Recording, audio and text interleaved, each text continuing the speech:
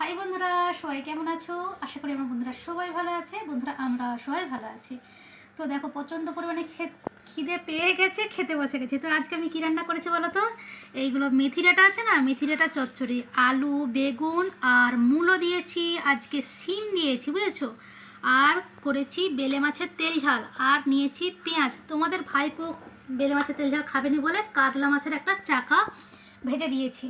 তোমাদের ভাইপো বলছে কিনা এটা বেলে মাছ নয়, এটা ভোলা মাছ। ব্যাপারটা কি হয়েছে বলো তো?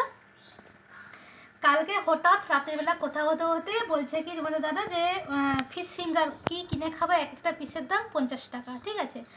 তা আমি বলছি ঠিক আছে, দরকার নেই কিনে খাবার, তাহলে এক কাজ করবে, তুমি কাতলা মাছের পেটি কিনে নিয়ে আসবে। তো কাতলা মাছের পেটি দিয়ে আমি বাড়িতেই তোমাদেরকে ফিশ ফিঙ্গার করে খাওয়াবো, ঠিক আছে? তোমাদের দাদা তখন বলছে যে না না, কাতলা মাছ আনতে হবে না, কেন কাতলা মাছের পেটি নিয়ে আসতে হবে, তো ভোলা মাছ নিয়ে আসবে। ব্যাস, তোমাদের ভাইপোর মাথা বিগড়ে গেছে, বলছে তার মানে তুমি ওইটা ভোলা মাছই নিয়ে এসেছো? হ্যাঁ, তো তাহলে এটা বেলে মাছ নয়? তোমাদের দাদা সমানে বলছে যে না এটা বেলে মাছ, এটা বেলে মাছ না। ও তো বিশ্বাস করছে না, তো কী করবো, মাছটুকুন রয়েছে, কিছু করার নেই।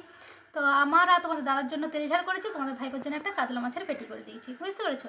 তা যাই হোক, তোমাদের ভাইপো চুপচাপ নমস্কার মতন কথাগুলো শুনছে, একটাও কোনো কিন্তু আওয়াজ করছে না। তোমাদের ভাইপোই কিন্তু ক্যামেরাটা করছে, বুঝতে পারছো, তোমরা বুঝতে পারছো? তা কিছু তো বলবে না, ওকে জানোই তো। ও ও দেখতে ধোয়া তুলসী পাতা, আদৌ কিন্তু ধোয়া তুলসী পাতা নয়, জানো তো? একদম ধোয়া তুলসী পাতা নয়। হ্যাঁ, কি সব বলছে আমার নামে। না গো বন্ধুরা, সত্যি ও যে আমাকে জ্বালায় না, মানে আমার যদি মেয়ে থাকতো, সত্যি কথা বলছি, বিশ্বাস করো, এত জ্বালাতে, মানে এত জ্বালা পোয়াতে হতো না আমাকে, সত্যি কথা।